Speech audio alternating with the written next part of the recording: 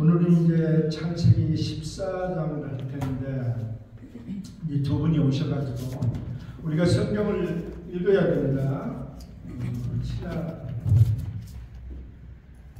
우리 기독교는 믿음의 종교입니다. 믿어야 구원받죠. 근데 불교는요, 행위로 구원받아요. 행위로. 불교는 천비하고 삼천배를 하고, 우리 기독교는 타격 종교입니다. 자격 종교가 아니에요. 내 힘으로 구원을 받지 못합니다. 그러나 다른 종교들은 자격 종교예요. 불교는 내가 산속에 깊이 들어가서 수도를 하고 해서 득도하는 거죠. 이렇듯이 우리 기독교는 타격 종교이며 말씀의 종교이고 믿음으로 구원받는 종교죠. 근데 믿음이 어디서 생길까요? 하늘에서 뜯어질까요? 말씀으로. 말씀을 읽고 말씀을 이해하고 우리가 말씀을 갖게 할 때만이 믿음이 생긴다고 하는 거죠. 그런데 그러면 말씀을 이제 하는데 참 이 말씀이 성경이 66권 돼서 좀 어려운데 우리 목사님 허리가 아프셔서 그런데 이 성경도 그렇습니다. 허리가 척추가 내가 완전한 척추를 갖고 있으면 성경을 보기가 좋다는 거죠. 한눈에 본다는 거죠. 그래서 구약을 이제 누누이 이제 말씀드리고 있어서 이제 몇 번 이제 같이 말씀을 나누는 분들은 거의 이제 기억하고 있습니다. 구약의 척추는 뭐냐면 연대라고 하는 거죠. 연대. 이것을 우리가 기억하고 있으면 그게 척추가 돼가지고 구약을 한눈에 이렇게 볼 수가 있습니다. 예수 그리스도가 BC 4년에 이 땅에 오셨습니다. 여기 BC 6년이 될 것이고, 그리고 이후는 AB고, 이후는 주전은 BC입니다. BC.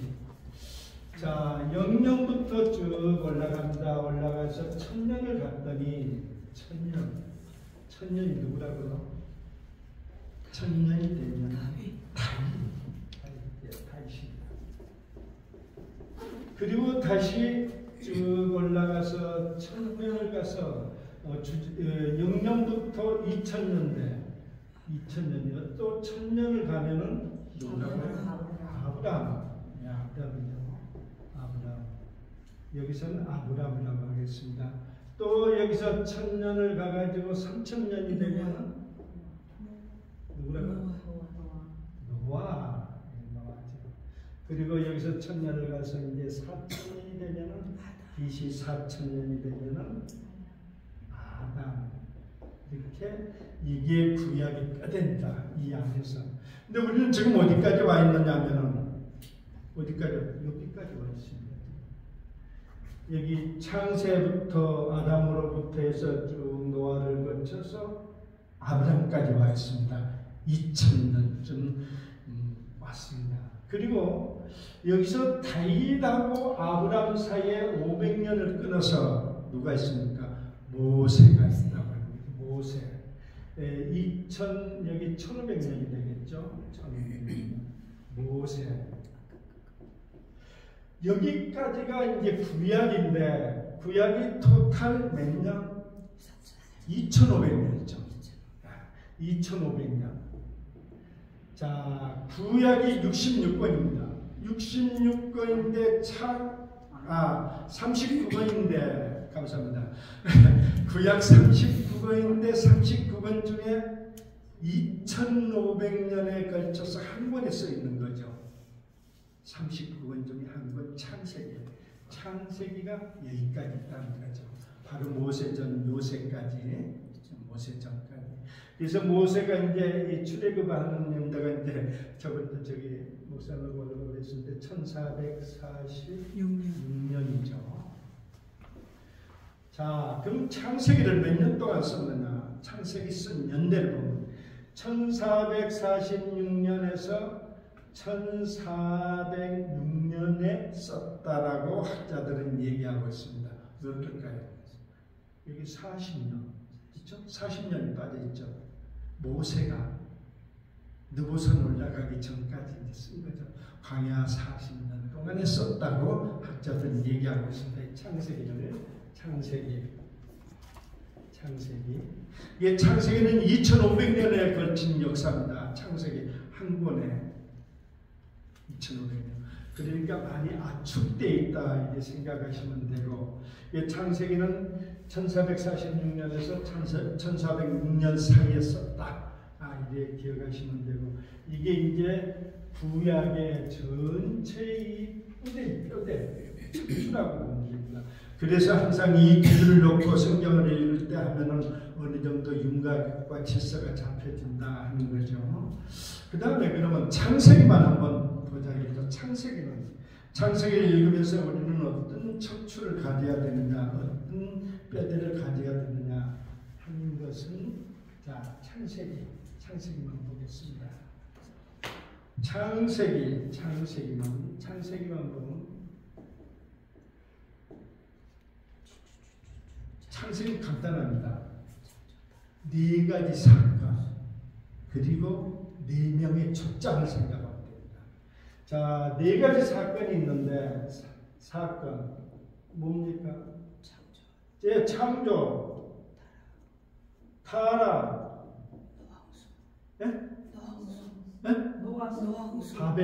노아,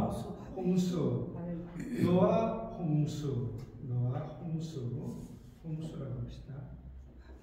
그리고 바벨 사건, 탑 사건. 4가지 사건, 창조, 타락, 노아, 홍수. 그 다음에 이제 우리가 여기서부터 시작하고 있는데, 아브라함부터 이스라엘 민족의 4명의 족장이 있죠. 바로 아브라함, 그 다음에 이사, 그 다음에 야곱, 그 다음에 요셉, 쉽죠? 요거만 순서를 머릿속에 담고 있어도 이 창세기 뼈대가 됩니다. 척추가 돼가지고 사건에 대해서 헷갈리지 않고 가늠을 할 수 있다고 하는 거죠. 지금 우리는 여기까지 와 있습니다. 여기까지 와 있기 때문에 와 있는데, 오늘 이제 14장을 보기 위해서는 몇 가지 선행, 우리가 14장을 이해하기 위해서 몇 가지 선행되어야 할 조건이 있는데, 지금 지도를 보시는 여기 다 보실 거예요. 이게 이스라엘이고 티그리스 강이 이 위로 흘러서 쭉 내린다. 이 만이 이제 페르시아만인데, 티그리스 강이 일로 흐르고 유브라테스 강이 이렇게 흘러서 여기서 합쳐져서 이 페르시아만으로 빠집니다. 근데 오늘 14장에 나오는 얘기인데, 시날 평야가 이쪽입니다. 시날 평야가. 그리고 여기서 보면 이제 갈대아 우르가 여기고, 시날 평야가 여기고, 그리고 지금 오늘 일어난 사건의 4왕국의, 이때는 도시국가인데 이제 큰 제국은 아닙니다. 4왕국의 연합체가 여기 있는 사람들이에요. 여기 있는 알람, 여기 엘람이 있습니다. 엘람, 시리나, 평야, 여기 있는 4왕국과 전쟁이 일어나는데, 바로 이 이스라엘 땅에 있는 이제 여기 보면 이제 사해가 있는데, 사해 밑에 소돔, 고모라, 소알, 이 5 도시국가의 왕들하고 전쟁이 일어나는 거예요. 이게 가나안에서 일어나는 첫째 전쟁입니다. 근데 이제 이걸 이해하시고 오늘 이제 14장을 같이 읽으려고 합니다. 14장을 읽는데 이제 우리가 지도도 되겠죠. 이스라엘 지도를 좀 이해를 할 필요가 있습니다. 그래서 오늘 나오는 내용들인데, 이스라엘 지도를 그리겠습니다.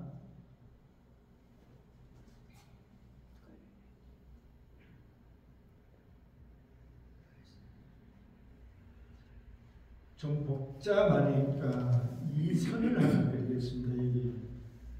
이게 갈릴리 호수, 그리고 이게 요단강, 그리고 이게 사해 동편으로 도로가 하나 있습니다. 이 도로가 왕의 도로라고 합니다. 그리고 이제 해안선을 따라 올라가는 게 이제 해변길이라고 하고, 왕의 도로와 해안선을 따라 중간에 이 올라가는 선이 하나 있는데 이 도로는 족장의 길이라고 합니다. 이제 요 정도만 이해하시고, 지금 우리 저쪽에 신할평야에 있는 왕들하고 전쟁을 할 때 주로 어디에 있는 도시국가냐면 요 지방에 있는 왕들, 5 왕들하고 전쟁을 한다는 거죠. 오늘 예, 그래 이해하시고, 또 이제 저번에 목사님이 이래 물었습니다. 그러니까 제가 답을 잘못한 것 같은데, 이 갈릴리 호수는 여기가 지중해입니다. 지중해인데 이 해발은 해 수면, 바다 수면을 얘기합니다. 바다 수면으로부터 마이너스 200m라고 했습니다. 마이너스 200m. 그런데 깊이냐고 했을 때 제가 잘못된 답한 것 같아요. 수면을 얘기하는 거예요. 이 갈릴리 호수 수면이 해발보다 400m 밑에 있다는 거예요. 굉장히 깊죠. 근데 우리나라는 거의 해발하고 동등합니다. 모든 강과 바다가. 근데 갈릴리 호수는 이 지중해 해변보다는 200m 밑에 이 수면이 있다, 이렇게 생각하시고, 그리고 또 하나 이제 갈릴리가 얼마나 크냐면은 이 동서로 폭이 12km, 이 12km, km라고 합시다. 12km, 남북은 24km, 기억하기 좋죠? 12, 24. 깊이는 50m 정도. 뭐 중요하진 않는데, 근데 사해는 얼마나 크냐? 이 길이죠 지금. 여기서 이 길이가 한 80km, 200리, 미디수는 80km, 80km고 폭은 18km, 폭은 뭐 대강에서 18km. 그래서 이 길이는 200리, 폭은 40리쯤 된다. 이 정도 길이. 이 갈릴리 호수보다는 이 사해가 6배 크다. 근데 사해의 깊이는 얼마나 깊냐? 해발 마이너스 400m. 400m.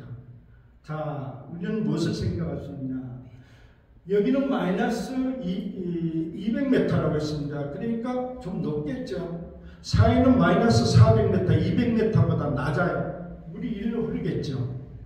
이제 거기까지 기억하시면 되고, 그리고 우리 사해는 세계에서 가장 깊은 바다라 생각하면 됩니다. 그런데 사해에 가서 이래로 수영을 못합니다. 사해에 가면 몸이 떠버려요.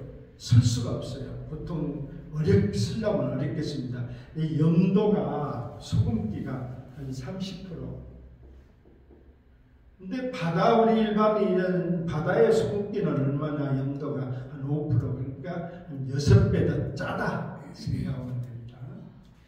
이제 그 정도로 하고, 그리고 이 400m라고 하는 게 이 표면이, 그러면 사해의 깊이가 얼마나? 한 370m입니다. 370m. 깊이가. 그럼 사해 저 뒤까지, 그 바다까지 하면 이 바다보다는 한 800m가 깊은 거예요. 세계에서 가장 낮은 바다다. 그래서 갈릴리로부터 이렇게 물은 유입되는데 흘러가지 않으니까 증발이 돼서 소금기가 이래 있다고. 또 여기 하나에 우리가 적인데 단이라는 게 있습니다. 단이라는 게 있고, 이스라엘을 얘기할 때는 단과 부엘사바라고 얘기했습니다. 이스라엘 전도부터 이 부엘사바가 있다.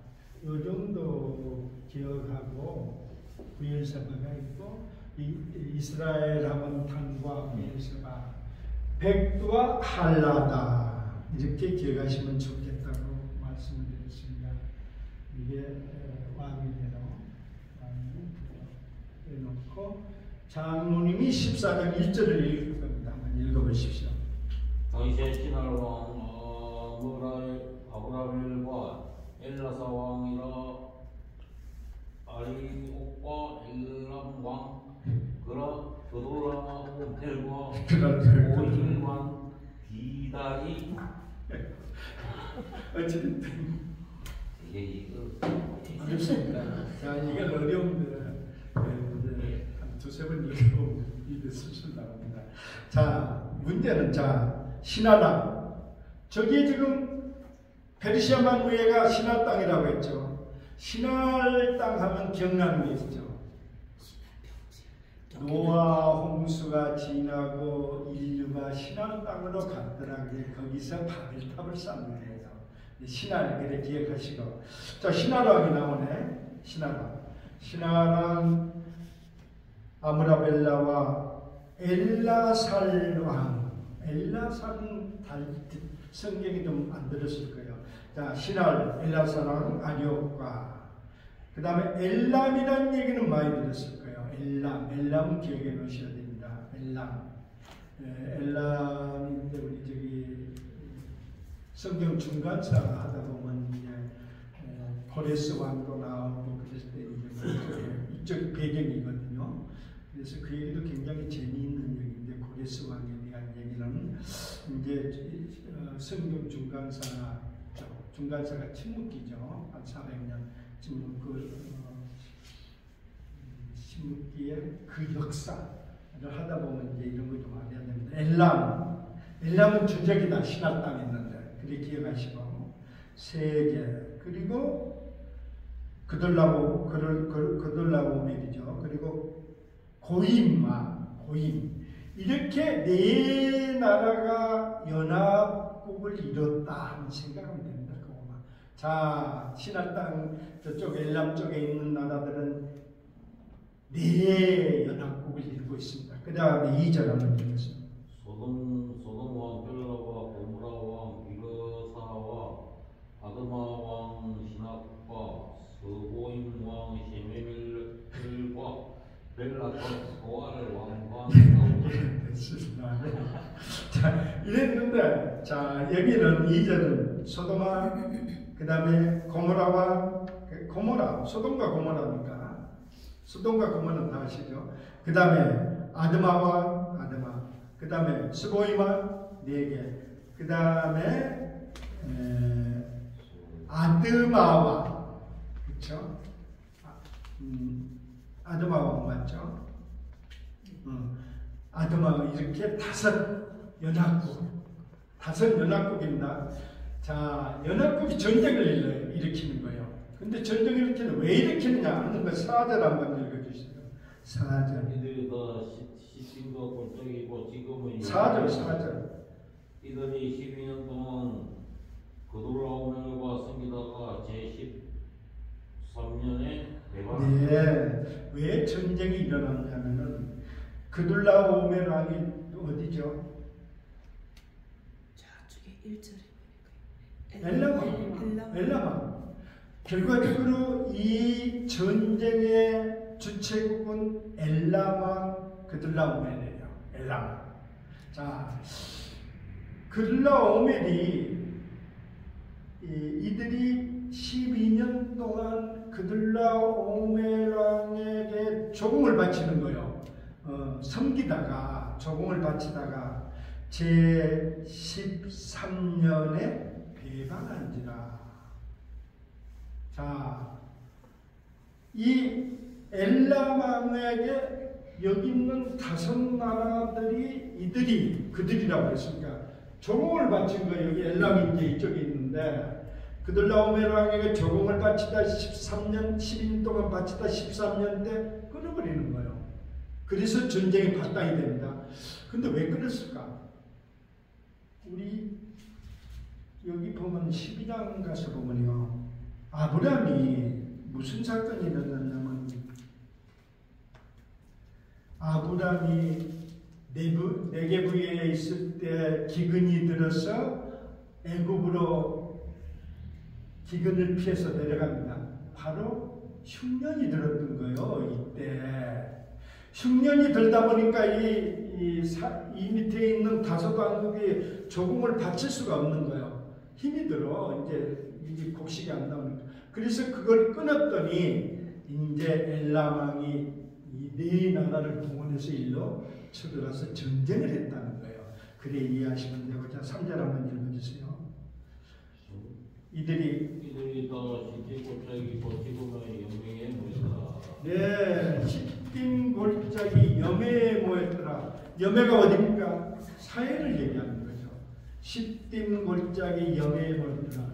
시딤 골짜기 하면 어딜까? 확신을 알 수 없어요. 그러나 시딤이라는 게 아카시아라는 얘기입니다. 아카시아. 근데 우리 시딤이라는 게 이제 신명기나 이 출애굽기 그쪽으로 가보면 많이 나오는데 뭐냐면 이 시딤 나무로 뭘 만들죠? 약재를 만들죠. 그리고 이제 그 성막에 있는 집기들을 올려놓은 재단 이런 걸 만드는 게 이제 시딤 나무예요. 시딤 나무 기억해 두시고. 근데 여기서는 정확한 지명이 아니지만은 여기가 지금 우리가 이제 여기가 고모라고 뭐라죠? 고모라고 이게 이제 소돔쯤 된다. 소돔인데 고모라고 요 골짜기에 뭐 시딤 골짜기에 있었던 모양이 여기서 이제 전쟁이 일어나는 거예요. 전쟁. 자, 그리고 이들이 3절 보면 이들이 다 시딤 골짜기 곧 지금이 염해에 모였더라. 이제 전쟁을 합니다.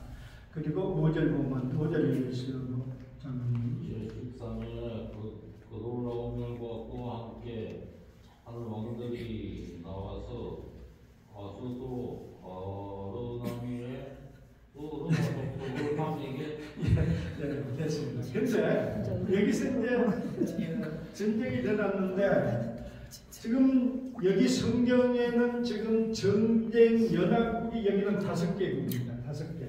근데 그 나라뿐이 아니라 또 여기에 이제 발음이 안 되는 게 이제 그 인근에 있는 지역들을 용어가 나와서 이제 이게 함락을 시키고 이제 여기 네 연합국 여기는 이제 시날 엘람 연합국들이 이제 초토화를 시키는 거예요. 그 과정에 있습니다. 그리고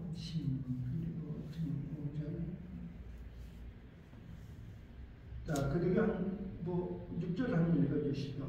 우리 족속 그산 세일에서 쳐서 광야 금방 일바람까지 예, 엘파란이라고 합니다. 엘파란, 파란 광야 우리 출애굽에서 말 거기까지 이제 침범해 가는가. 이 나라뿐만 아니라 이제 파란 광야가 이쪽인데 이 일대가 모두 이제 이 엘람하고 시날 땅에서 온 연합국에서 모두 이제 피해를 보는 거죠. 그리고 7절 그들이 그 미스와 가데스에 이르러 가데스에 이르러 아말렉 족속의 땅과 하사손 당간에 사는 아모리 족속의 친자.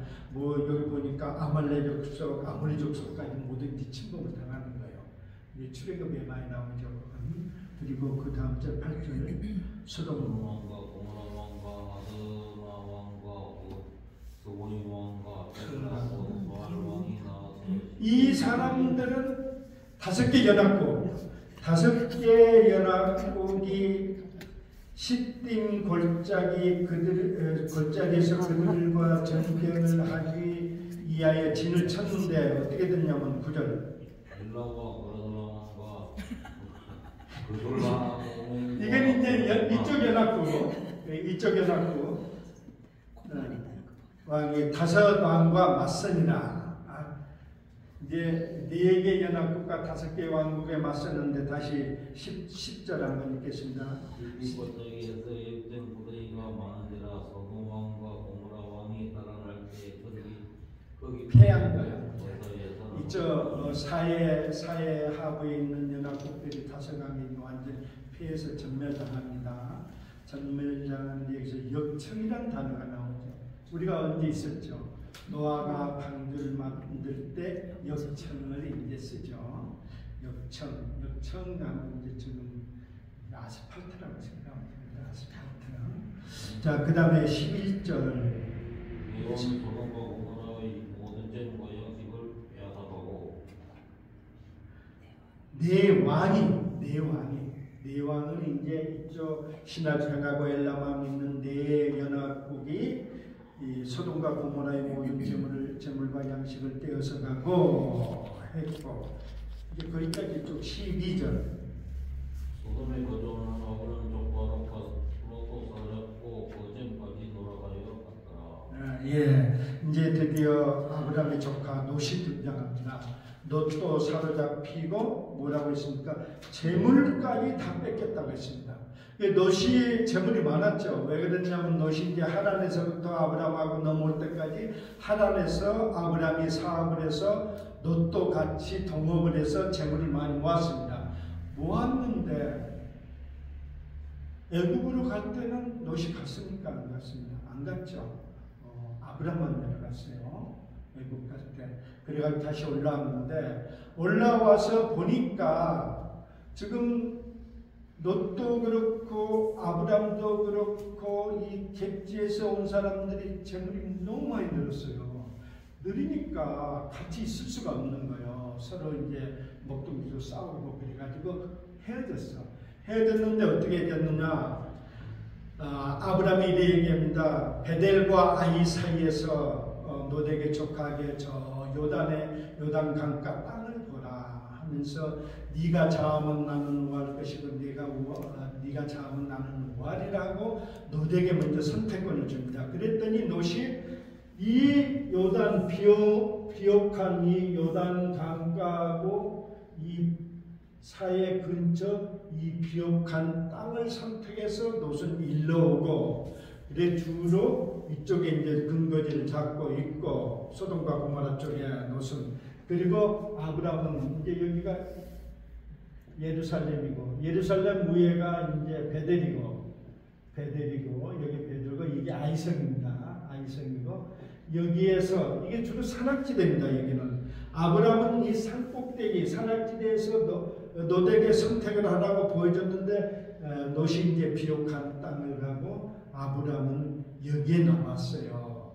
남아서 산악지대 좀 좋지 않은 땅에 남았는데, 즉 말해서 롯이 무엇을 따라갔습니까? 물질 재물을 따라가는 거예요. 롯은 왜요? 여기 지금 하란에서부터 아브람과 롯이 이 가나안 땅에 오게 된 동기가 다릅니다. 어떻게 다르냐? 12장 우리 같이 오셨으니까 한번 12장 몇 절 읽었죠? 4절 한번 읽겠습니다. 이 아브람이 여호와의 말씀을 따르고 롯도 그와 함께 다니며 아브람이 하란을 떠날 때에 70세였더라. 이 똑같이 하나님이 지시한 땅을 가긴 가는데 아브람은 하나님의 말씀을 따라왔습니다. 근데 롯은 하나님의 말씀을 따라온 게 아니고 아브람을 따라온 거예요. 사람을 따라왔고, 아브람은 하나님의 말씀을 따라갔고 롯은 사람을 따라갔던 겁니다. 그래 사람을 따라간다고 하는 것은 항상 자기가 재물, 물질만 눈에 보이는 거예요. 근데 아브람은 하나님의 말씀이 보이고, 이게 지적으로 다르다고 하는 거죠. 우리 성도 생활하고 우리 성도들도 그렇고 교회 생활하는 사람들도 그렇습니다. 어떤 사람은 말씀을 따라가고 어떤 사람은 세상 따라가는 거예요. 교회에 와서 예배는 드리지만 그렇게 다반사죠.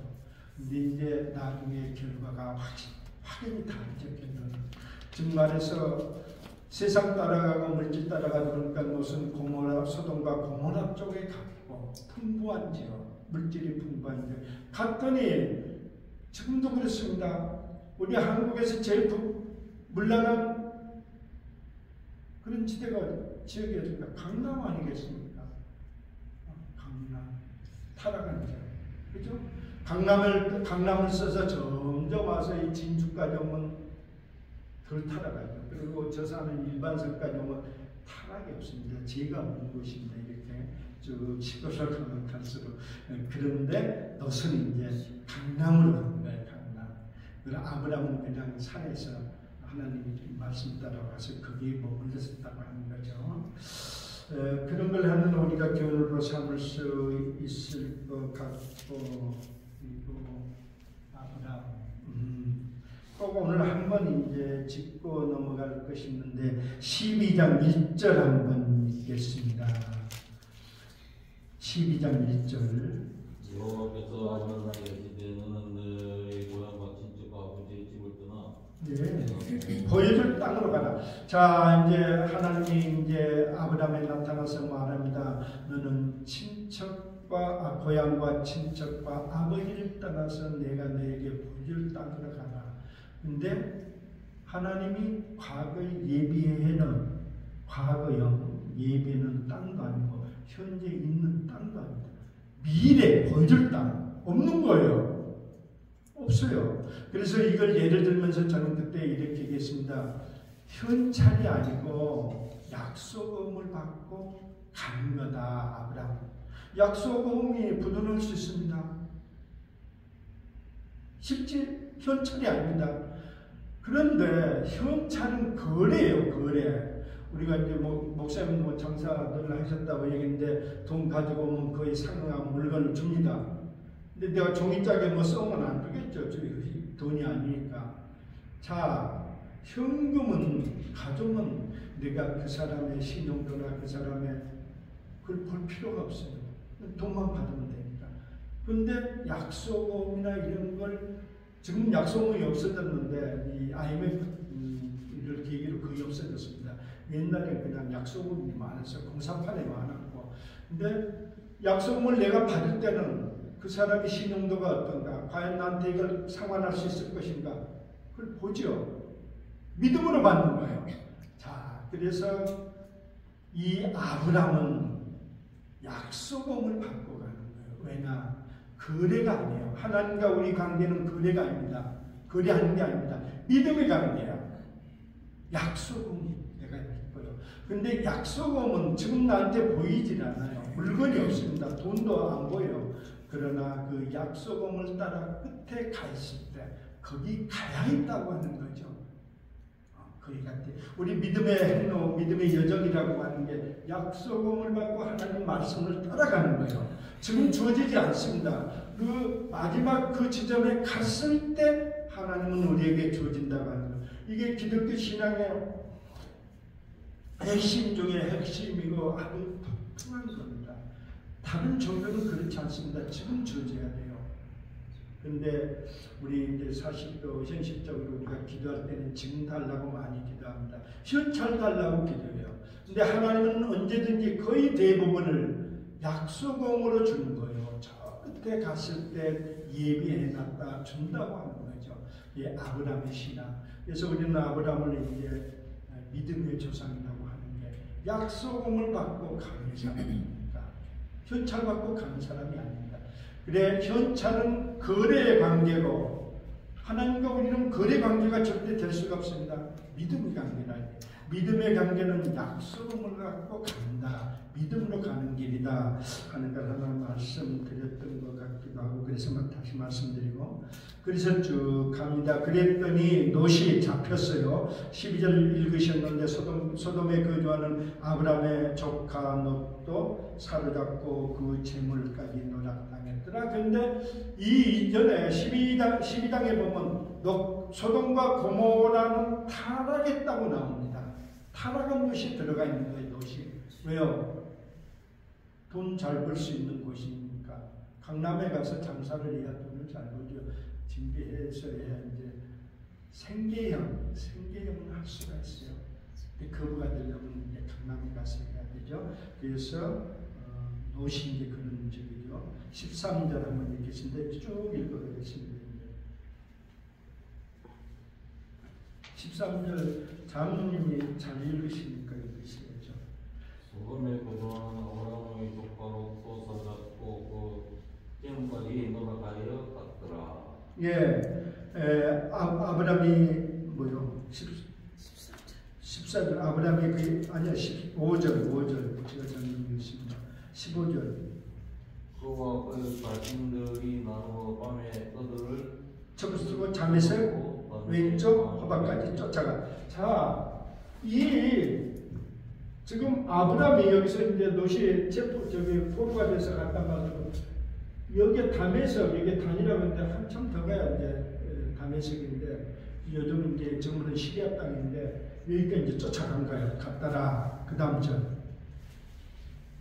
호바까지 쫓아가고 그 다음 전 모든 그 기준과 자기의 족발과 그 이전과 또 부녀와 친척을 다 찾아왔다. 예, 찾아왔습니다. 자, 찾아왔습니다.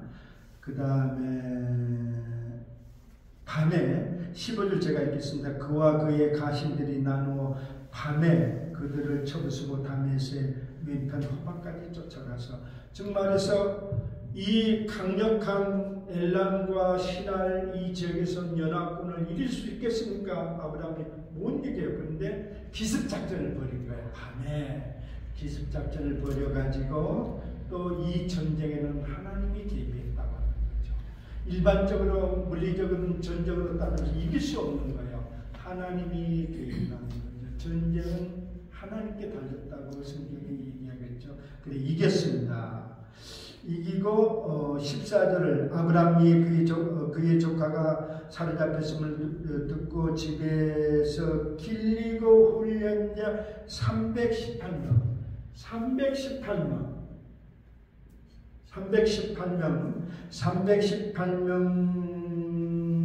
거느리고 단까지 쫓아갔어요. 단까지 쫓아가서 이제 더 올라갔다는 거예요. 왜 318명입니까? 뭐 큰 의미는 없는 것 같은데 우리가 이제 보면은 300용사가 생각나죠. 300이라는 거. 300용사.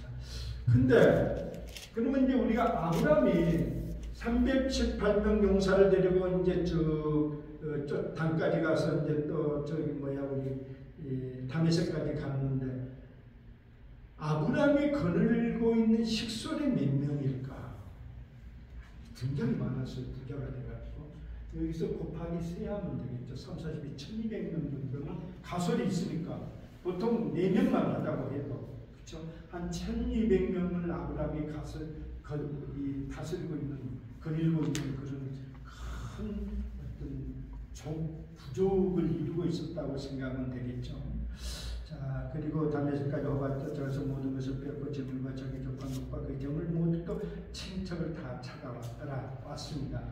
그 다음에 17절 아브라함이 도로라면과 그와 함께 한 왕들을 쳐부수고 돌아올 때 소돔 왕이 사울 골짜기 곧 왕의 골짜기로 나와 그를 영접하였고. 자, 그런데 우리가 13절 한번 짚고 넘어가겠습니다. 요거만 도망한 자가 와서 자 이제 포로로 잡혀갔는데 그 중에 한 명이 도망왔습니다. 도망한 자가 와서 히브리 사람 아브라함에게 알리니 그때 알리냐고 히브리 사람이란 단어가 지금 성경에 처음 나온다는 데다가 히브리 사람 아브라함을 히브리 사람이라고 하는 거예요. 성경에 처음 나오는데 히브리 뜻이 뭐라고 했습니까? 강을 건너온다. 아까 저쪽에서 봤듯이 티그리스 유브라데 강을 건너온 사람이 뜻이 그 의미가 히브리란 단어라고 하는 거예요. 근데 성경에는 히브리란 단어를 참 많이 씁니다. 그래서 몇 가지만 한번 짚고 넘어가겠습니다. 히브리 땅, 그 가나안 땅을 얘기하죠. 히브리 말, 구약이 뭘로 써졌죠? 히브리어로. 신약은 헬라어로 요즘 말로 하면 그 나라를 그리스죠. 그리스. 근데 이 히브리어로 써졌어요. 히브리어로 구약은 성경이고 히브리 말 하는데 사실 예수님 시대도 히브리 말을 가끔 썼습니다. 히브리 말 예수님 시대는 아람어를 썼는데 히브리 말도 가끔 써. 성경에 그런 게 나옵니다. 뭐라고 나냐면 요한복음 20장 16절 찾아봤더니 예수께서 마리아야 하시거늘 마리아가 돌이켜 히브리 말로 나보니 납이라는 얘기인데 선생님 하는 얘기인데 나보니 히브리 말로 했다고 성경이 나와요. 그러니까 아람어로 주로 이제 쓰는데 이럴 때 이제 가끔 히브리어를 냈어요. 쓰고 또 신약은 헬라어로 써있다고 했죠. 아람어를 쓰긴 썼는데 헬라어로 썼어요. 기록이 됐어요. 그런데 예수님도 가끔 아람어를 이렇게 얘기 달리다고 같은 게 이렇게 이제 아람어를 쓰긴 써요. 근데 많이는 안 나오는데 이렇게 아람어가 가끔 나오는데 원래는 헬라어로 성경은 써져 있다 생각하시면 돼요. 그리고 또 히브리파 사람이라는 것도 가끔 나와요. 또 이제 바울도 고백하죠. 나는 베냐민 지파의 히브리인 중에 히브리인이라고. 근데 이런 말이 뭐냐면 히브리인 중에 히브리인이다. 왜 그럴까? 나는 태생이 달라. 태생이 다르다. 베냐민 지파지만 베냐민 이제 이스라엘에서는 사랑받고 인정받는 지파인데 맨 끝에죠. 이것도 많이 그 중에 또 히브리인 중에 히브리인이라고 하죠. 즉 말해서 아브라함의 내가 정통이다 하는 얘기죠.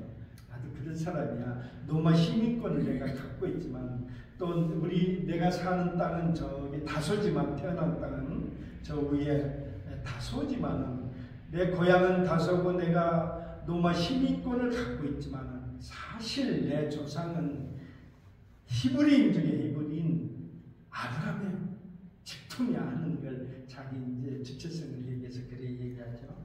근데 히브리 사람 하면은 좀 독특한 게 있어요. 근데 바울은 그렇다고 하는 게 아니라 율법을 지키고 아주 형식적으로 이런 것 내가 이제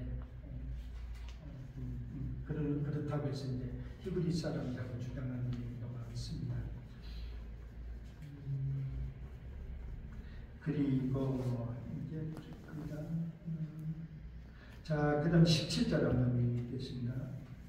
아브라함이 그돌아옴을 보고 함께한 왕들을 저 부수고 돌아올 때 소돔왕이 사울 골짜기 곧 왕의 골짜기로 나와 이제 롯을 사실 아브라함이 올라가서 이 4개국 연합군을 친 것은 전쟁하러 간 게 아니고 롯을 구하러 갔던 거예요. 내 조카를 구하러 간 거죠. 그래 왔는데도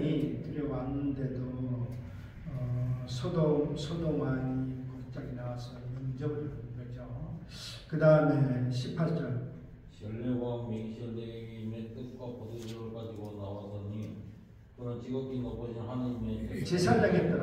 자, 이제 이것을 우리는 성경을 많이 이제 인용하고 그런데 히브리서가도 이제 이 부분을 인용하고 있는데 살레망 멜기세덱이라고 나옵니다.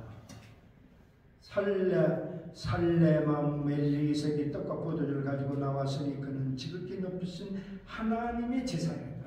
자, 살레망 멜기세덱은 뭐냐? 제사장이었다고 하는 거죠. 제사장이었어요. 그럼 살렘이 어디냐? 이건 이제 여러 가지 학설이 많습니다만 이제 다수가 예루살렘이라고 하는 거예요. 살렘. 자, 예루살렘 왕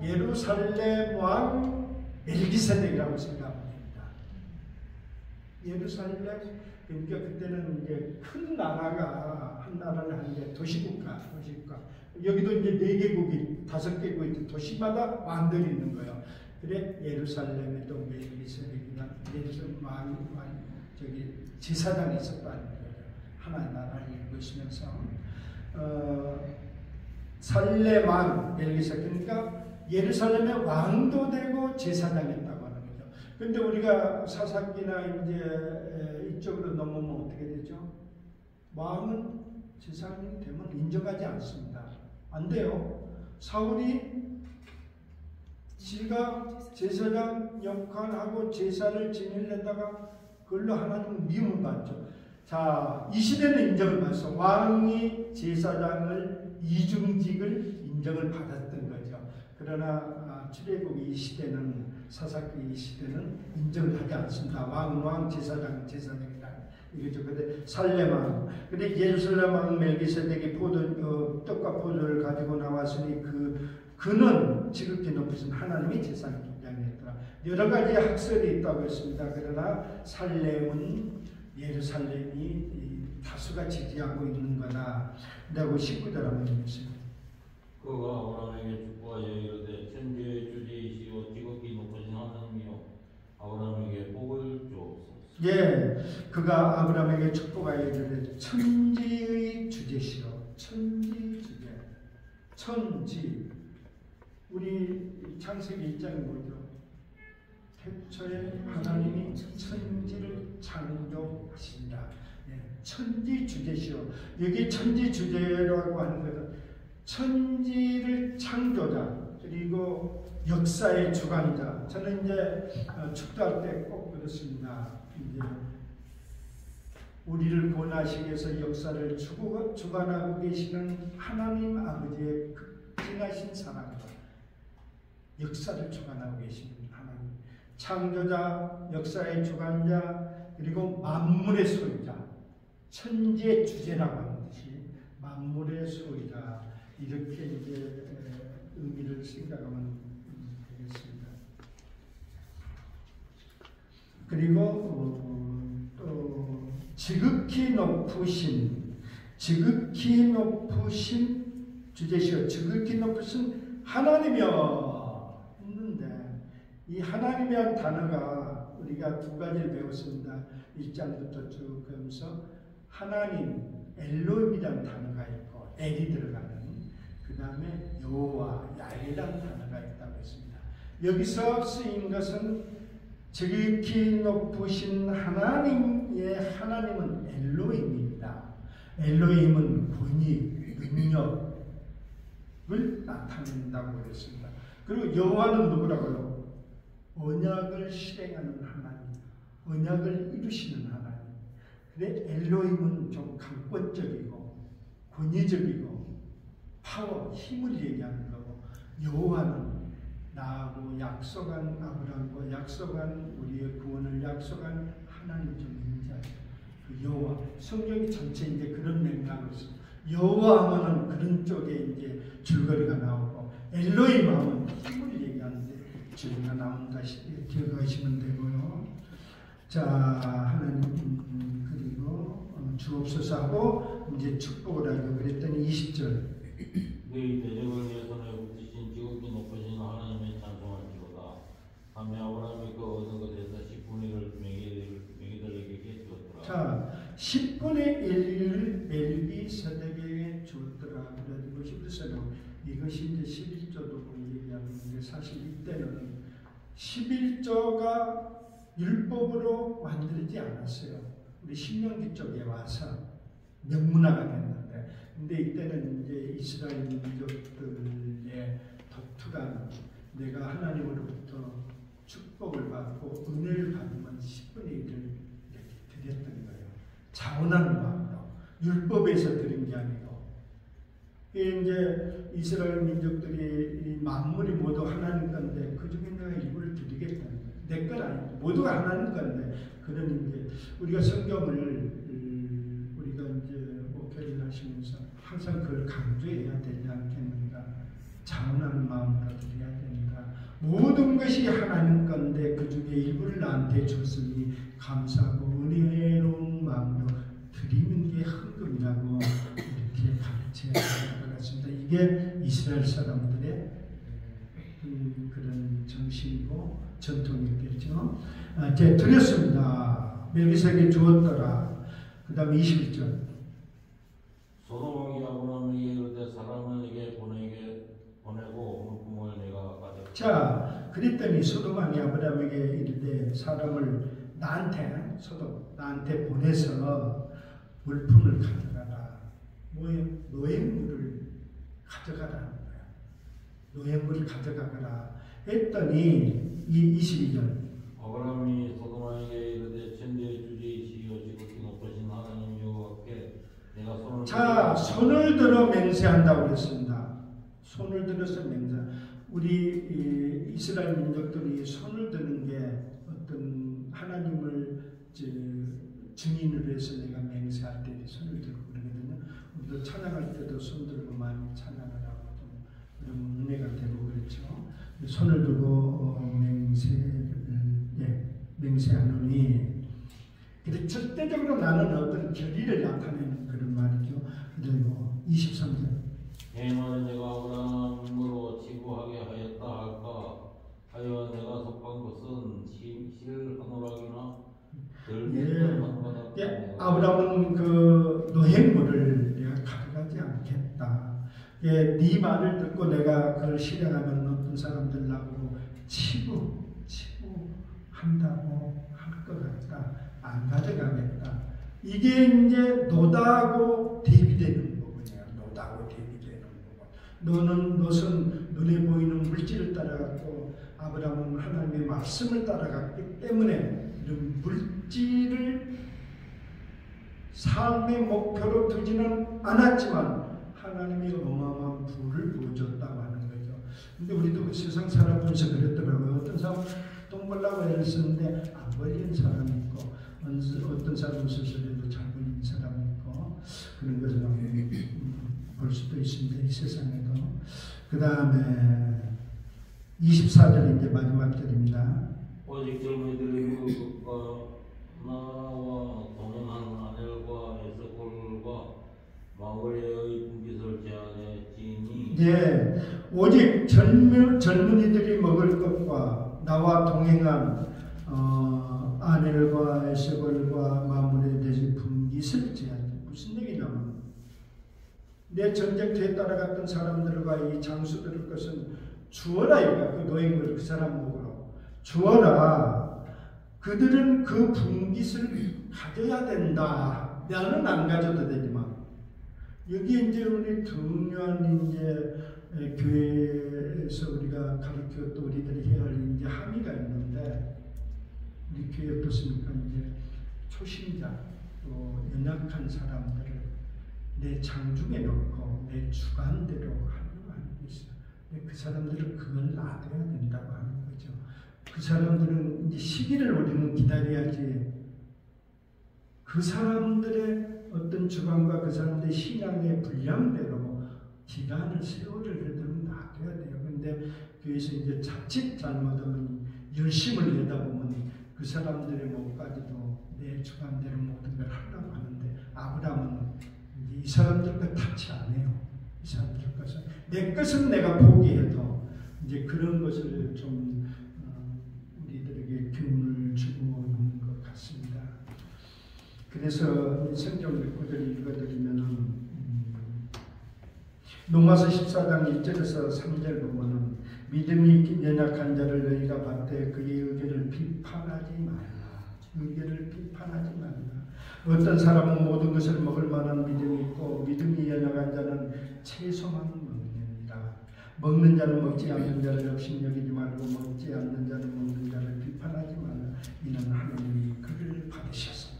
하나님이 이 교회에 보내준 사람들한테 그 사람들이 감당하지 못할 것을 내가 강요하면 안 됩니다. 기도도 유창하게 해야 된다. 찬양도 유창하게 해야 된다. 나같이 해야 돼. 예배 끝나고 나면서 연습을 이게 하지 말라는 거죠. 좀 놔둬라. 이제 채소만 먹을 사람들은 또 먹어야 되니까. 그리고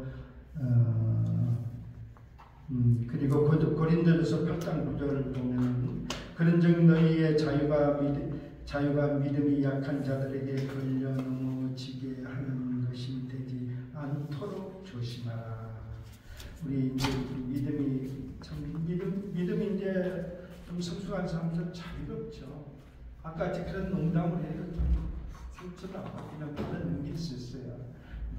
연약한 사람들은 그렇지 않는 자유하지 않는 걸 가지고 너도 이렇게 해야 돼 하면 안 된다. 뭐 그런 얘기겠죠. 그리고 고린도서 9장 22절에서 23절은 약한 자들에게 내가 약한 자와 같이 된 것은 약한 자들을 얻고자 하며 내가 여러 사람에게 여러 모습이 된 것은 아무쪼록 몇 사람이라도 구원하고자 하며 네가 복음을 위하여 모든 것을 행할 복음에 참여하고자 합니다.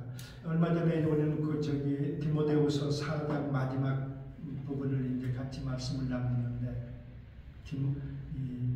사도 바울이 디모데에게 영적 아들이며 가장 사랑했던 제자 마지막으로 남긴 얘기가 딴 사람을 허물하지 말아라 그랬죠. 알렉산더가 자꾸 내가 얘기하는 걸 걸고 넘어지고 나를 싣고 흠뻑하는데 그냥 허물을 왜 허물을 딴 사람한테 돌리지 않아야 되는 것은 교회는 세상 허물 돌려도 돼요. 또 법대로 따져도 돼. 근데 교회는 첫째 복음의 전파를 위해서, 그리고 둘째 그것을 내가 허물 안 돌려도 하나님이 갚아주니까. 그렇죠? 그 다음에 세 번째는 우리의 신권은 천국에 있습니다. 우리 몸이 이 땅에 받고 있지만 우리는 모든 것을 천국에 살고 있다는 기준으로 목회도 하고 신앙생활을 해야 되기 때문에 허물을 남한테 돌리지 말라고 그랬죠. 사도 바울이 디모데에게 마지막 남긴 말이 허물을 남에게 돌리지 말아라. 이게 목회자들의 덕목이고 큰 귀감이다. 허물만 남한테 돌리지 않고 목회한다면 성공된 목회가 될 수 있을 거라고 생각합니다. 저는 그래서 이제 여기 똑같은 비슷한 얘기가 있길래 고린도전서 약한 자들에게 내가 약한 자와 같이 된 것은 약한 자들을 얻고자 한다. 그 사람은 나도 얻고 싶어. 부족한 대로 나는 얻고 싶어.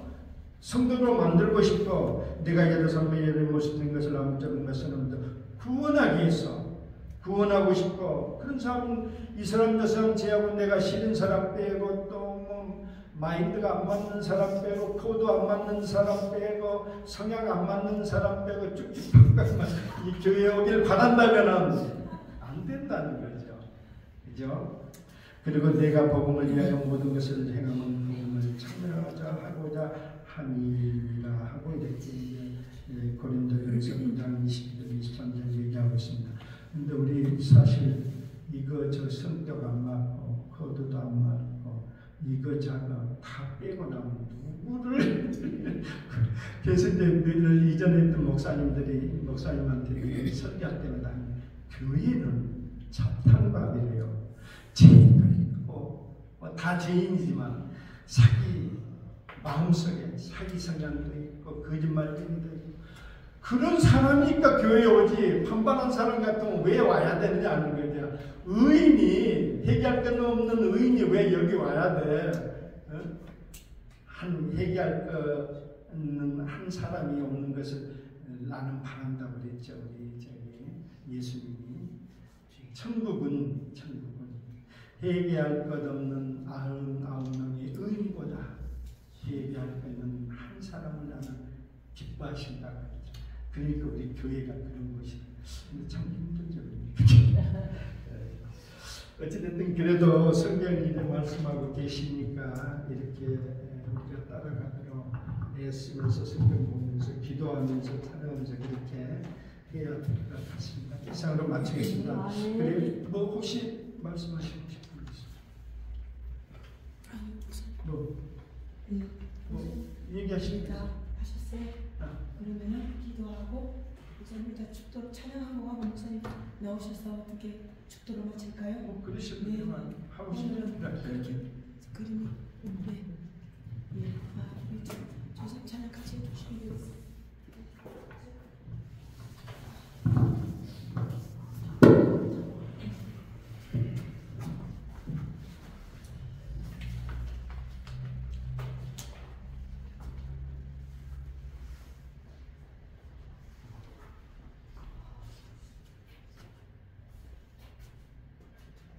주를 위해 살아가는 건 몇 분이죠?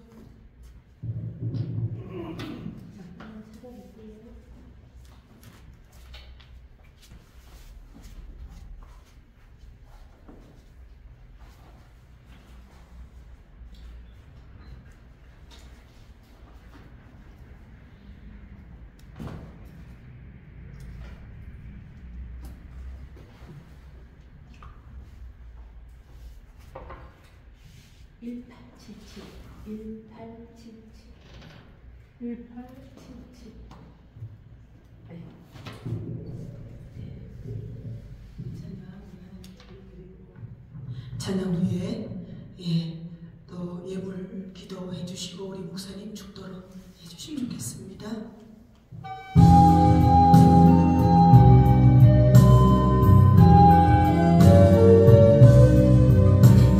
주를 위해 살아가는 건 쉽지만 않아.